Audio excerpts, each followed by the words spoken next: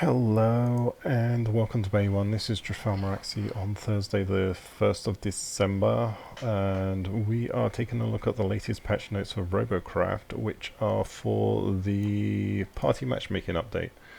So,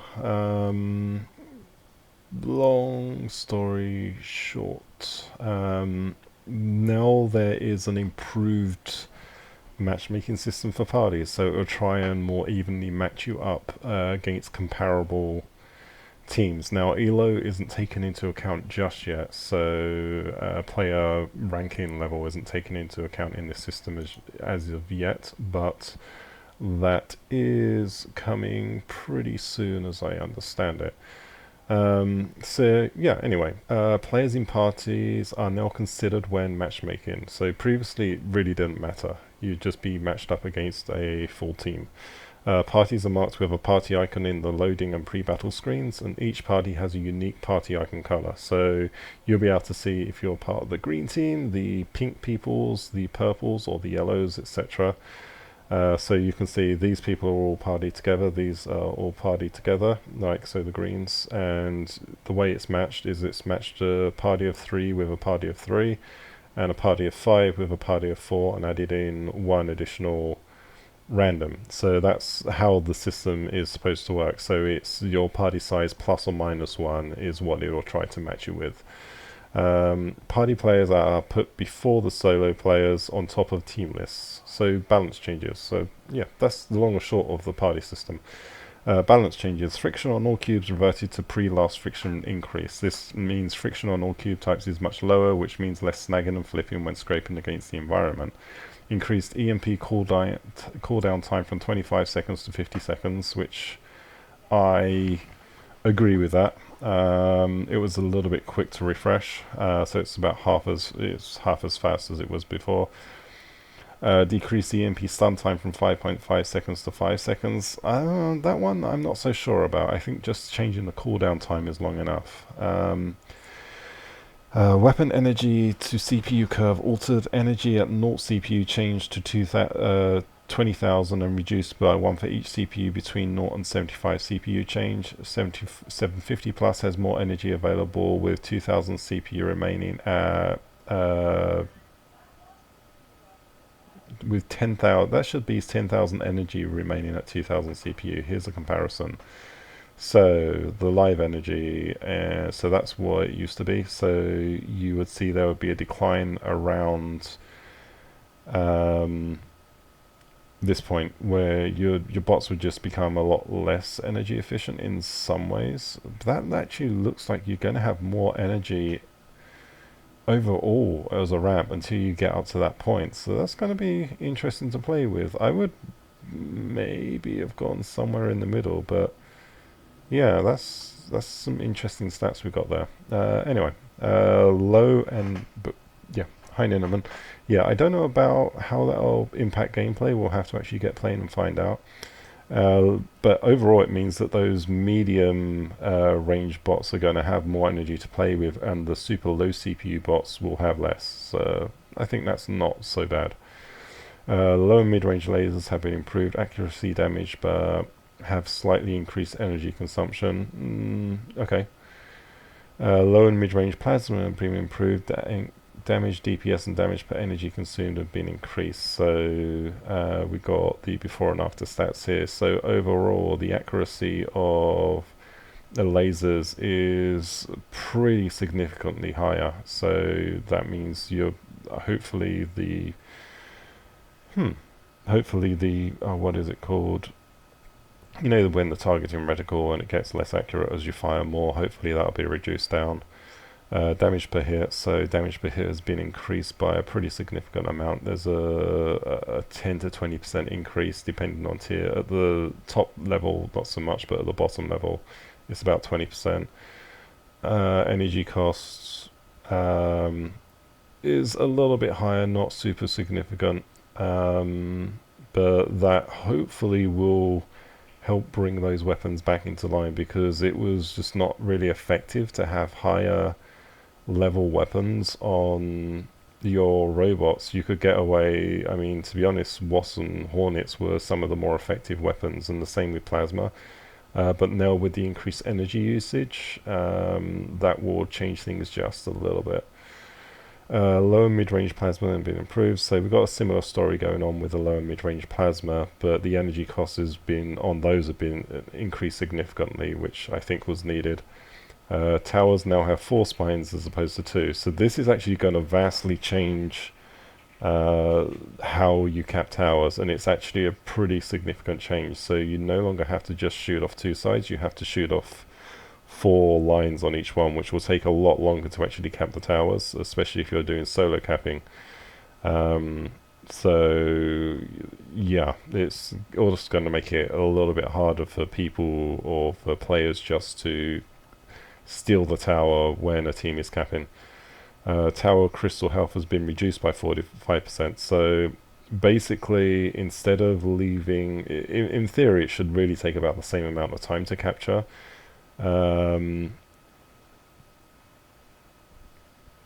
Yeah, I think that's about right, actually. The same amount of time to capture the towers because of that health reduction. Because if you don't remember, they significantly increased the health of towers with the previous major patches. Neutral tower crystal health, I started back, is now 50% of the red and blue crystals. So I'm not sure how that scales comparatively. Tesla Ripper and Tesla Rover Nova energy costs have been increased, so now these actually do have an energy cost, so it's not insignificant. So now it's gonna be a lot more impactful. And Nimmerman, yes, I will be playing in a bit. Blink energy cost increased from 5,400 to 6,000, so that makes it definitely more expensive to use, so you're not going to be able to blink at such low energy levels. Cloak energy costs increase from 900 per second to 1000. So just out of curiosity, blink. Okay, it's going to make it harder to use some of those modules on the higher end bots as well.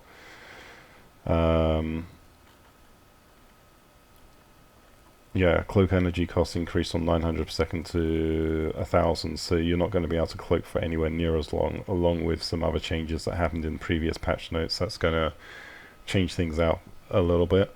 And hello and welcome to H100i Gaming, welcome to the stream. Defense damage bonus awarded for damaging an enemy while near your base. Protection assist bonus awarded for damaging an enemy that is attacking an ally. Heal assist bonus awarded for healing an ally to 100% regardless of how much health they had lost. Scout and spot bonuses have all been removed from the scoring XP rewards. So this is a short-term change so that the scores at the end of the battle are more representative of what occurs and make more sense. Our long-term plan is to rework the endgame scoring to include honouring MVP and other features like that. So basically a lot of the additional bonuses that were introduced with much older versions of Robocraft have been removed, so it's now a lot more based on the raw healing, the raw damage, and the raw captures that you're doing instead of the additional bonuses. So basically there's no point spotting stuff anymore or scouting because it's not going to earn you anything. So yeah, there's going to be even less incentive for people to hit Q. Thanks.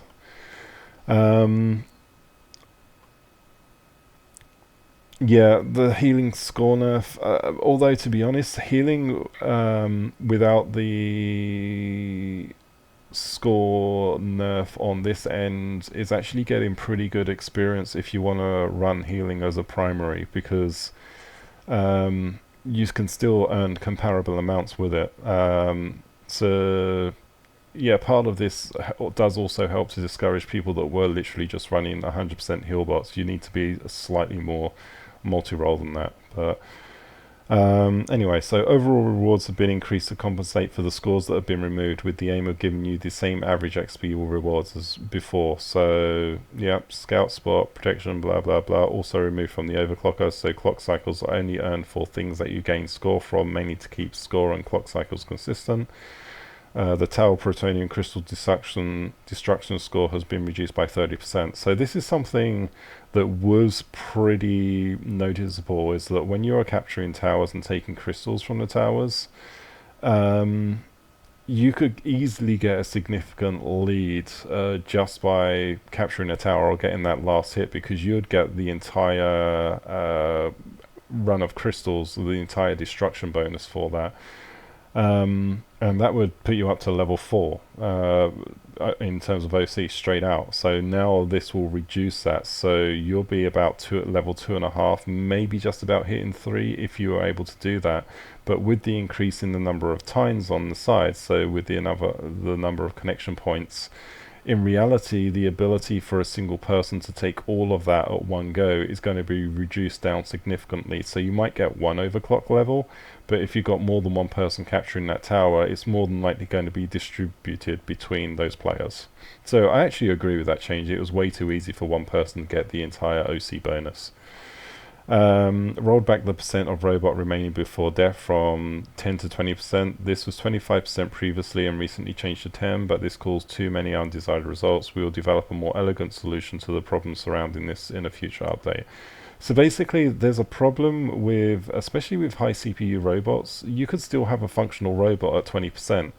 Obviously, not many people are designing for that, but you were getting some weird situations where players would be around with basically just one relatively costly block, and yeah, you couldn't really disable, cripple them or anything until you did 100% damage to that. So there's, I mean, I can kind of understand why they've done that, but we'll see. Adjusted top speed of thrusters, with the smallest thrusters delivering the same maneuverability but a lot less escape velocity. If you want to go fast, you need to use the larger thrusters. Yeah, that was a problem with the smaller thrusters, just being able to have yeah, blah, brain fart. Yeah, people were just not really using larger thrusters. That's what it comes down to. So top speed of largest thrusters has been increased, so hopefully larger thrusters will be a lot more viable. So now before 240, that's a pretty significant increase. And the top speed of the low ends, wow, from 200 that's gone down to 92. So they've halved, and half the health, or whoa, they've completely neutered the health of them. That is insane. So anything that was relying on the smaller thrusters is now going to be a hell of a lot slower. So this is actually going to bring it probably a little bit more in line with pre-update. I can't remember what the update version was there. It's going to bring it a little bit in line with previous updates, but that's interesting. No real change on that. A slight reduction in health, and the speed is just slightly down. But the cheetahs. What are you doing, Wendytron? Just trying not to interrupt your stream. What are you looking for? I wasn't looking for anything. What do you need? You need a pen. Okay. Yeah, so top speed 240, 278. So that's a pretty significant rise on the top speed. So there's actually a lot that's going on with this patch. Adjustments to health of the chassis cubes, essentially making the health have a slightly closer relationship to the mass of the cube. This change affects the corner slope the most, with the other cubes only marginally effective. So basically you will see there's a lot of cubes that have got health increases, is that right? Where are we? So we've got the corner slopes, so those are the really weird inverted stuff that have been significantly cut down in health. So that means the drones relying on the low this is actually a drone nerf overall, this patch. The drones relying on these types of things are going to have a lot lower hit points. You're gonna, Aeroflak's gonna rip them to shreds a lot more easily, but anything that's using the bigger blocks or the higher CPU blocks, like the standard cubes, a standard cube is going to stay the same. Edge round is going to be increased. Have they increased mass along with that as well? Or that's... Okay, so it's just increasing along with mass. Okay, so they haven't changed mass. That's interesting. I think the hit point changes was needed, because the hit points of a lot of those cubes have been way too high for too long.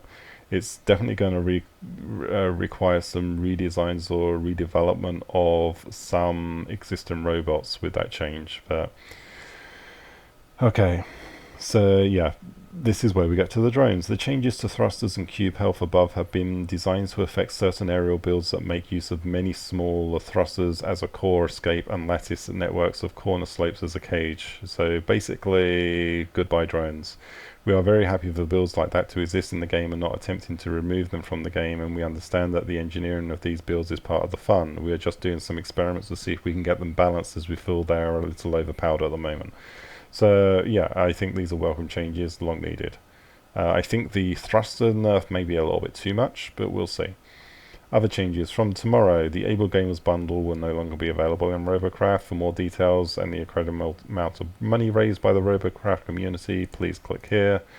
So let's just quickly find how much money has been raised by it. Over $14,000. That's awesome. So now, on to bug fixes. Fixed an issue that caused the mirror line to disappear. Fixed a bug that prevented the intro video from playing on Mac and Linux OS. Fixed the bug that triggered the party widget hover and click effects when in queue for battle. Blocking a player whilst in battle no longer triggers an error. Fixed an issue with the inventory scroll bar not working with a mouse scroll wheel. Fixed a visual bug that made the party widget disappear if a player opens the loadout screen in editor. Remove the level up animation in battle, now shown on end of battle summary screen. Yeah, actually, I kind of agree with that. It got in the way. Fixed the bug which prevented Wing's rudder from working with mech sprinter legs correctly. Fixed the visual bug with the level up crate screen. The top bar now spans the width of the screen. Fixed the bug which made the online status of your friends in the friend list very tiny and almost unreadable. Remove the question mark from top left of the CRF if it served no purpose. Fixed an issue which led to the online status tag in a player's friend list of being coloured incorrectly when hovered over. Made the hover status of the add friend button more visible on the end of battle screen. Good. Because I've never actually noticed that, quite honestly. Fixed a bug that made the add friend button appear next to your own name on the end of battle screen. Reposition the X has invited you to join their party text on the party invite notification pop-up. The any cost option has been removed from the drop-down in CRF. Fixed the bugs which rewarded a player with the same loot crate contents if they received multiple level up crates in a single match. Interesting. So it wasn't generating a new seed with each crate, basically. Fix the text color on the wrong username error message pop-up. Fix the bug that made the camera point at the ground when entering edit mode for the first time in a session. We have made a further bug fixes. These can be found here. Party matchmaking update. This is a hotfix to it. Fix the crash bug which would occur due to the game client not responding to errors correctly. Which I think a lot of people were being affected by that. Fixed an error which led the CRF to load incorrectly or not at all. Fixed an issue with the waiting for battle timing incorrectly showing 0. And fixed the bug which displayed the end of battle robot reward incorrectly. So lots and lots of good stuff. That's it for this part of the stream. I will be back in a few minutes to actually stream the game itself. But don't forget to subscribe and all of that kind of stuff, and check back in about 5 minutes, so 8:30 EST, and I'll be starting the actual gaming stream. Thank you for watching and see you next time. Goodbye.